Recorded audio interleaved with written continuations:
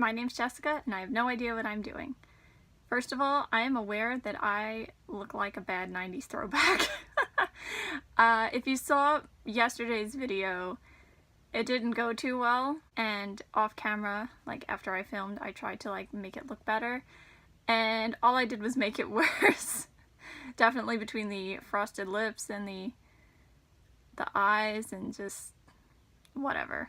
Listen, they can't all be winners, and you gotta rock it. Whatever you end up creating, you gotta rock it. But anyway, what I'm going to talk about today is how I take care of my makeup collection, because it's fun to have a lot of makeup and all, but you have to take care of it, keep it clean, or else it's not going to function the way it's supposed to, and you're going to get like eye infections and stuff, and you don't want that. There's a responsibility that comes with having such a big collection.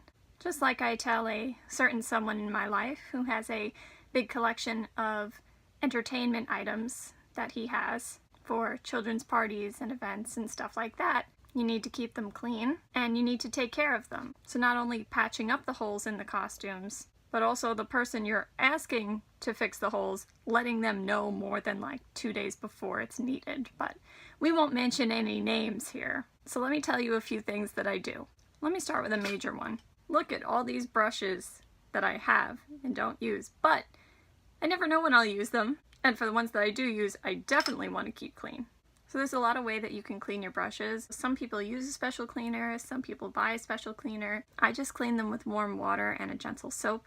And the brushes that I definitely use a lot, so those same 5 that you always see me use, I clean those at least once a month. You should really be doing it more often. I used to do it only when I remembered, and I got styes in my eye that way, so don't do that. Do as I say, not as I do. It should be about 2 times a month at least.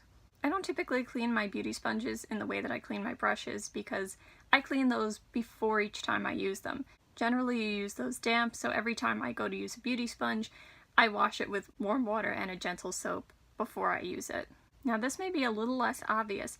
Don't forget to clean this, your handy dandy little eyelash curler, because definitely bacteria and makeup collect in here. You should be changing the pad. At least when I clean my brushes, I make sure to clean this too.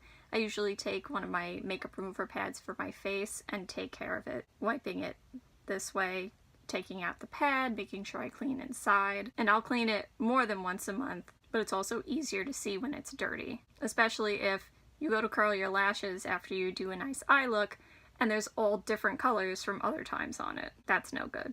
And of course, clean this guy. If you use any type of color switch or sponge like this, make sure you clean this. So I clean the sponge the same way I clean everything else. Warm water and a gentle soap, and then I take this out and I make sure to clean the inside of this because this actually gets really dirty too, and it's pretty gross when you take it out. And this works, but you also want to change the sponge or get a new one every so often as well. And you'll see that I kind of need that soon because the sponge is fraying. Now this is a cheap one, but still, if it starts to fray, that's no good. So then you need another one. Something you might forget about, which I often do, see my little Maybelline Fit Me powder? The powder puff that I use inside of it, these need to be changed every so often as well. Don't forget about those, because even if you clean your brushes and you clean your actual makeup, which I'll talk about in a second, if these aren't clean, you're still spreading bacteria and yuck all over your face. And if there's anyone else out there that likes using the little applicator sponges, yes, I clean these as well, same way, and then I'll replace them every so often as well. So I mentioned cleaning my actual makeup. There's a lot of ways that you can do this, including just spraying alcohol on your makeup, but there are also different kinds of makeup cleaners that you can use. The one I use, #NotSpons, is this one. This one is from Beauty So Clean, and it is the Cosmetic Sanitizer Mist. So you shake it up, and then you spray it on whatever it is that you want to clean. And then of course there's the trick of wiping off the top layer of some sort of makeup that you have. But even after that, this is a good idea, or something similar. And something I started doing, I guess at the end of last year, you'll probably see it sometimes when I hold products up, I write the dates of when I opened the makeup or when I bought it, because I also had a problem with expired makeup and that also caused irritation to my eyes and face.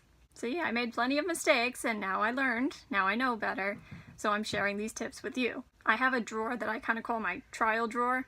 If I'm trying out a new makeup product, before it officially goes into my collection, it stays in that trial drawer until I'm happy with it. And then at that point, I take out my Sharpie, or a Sharpie and a sticky label, and I'll mark it down. So for a label, you'll see something like this.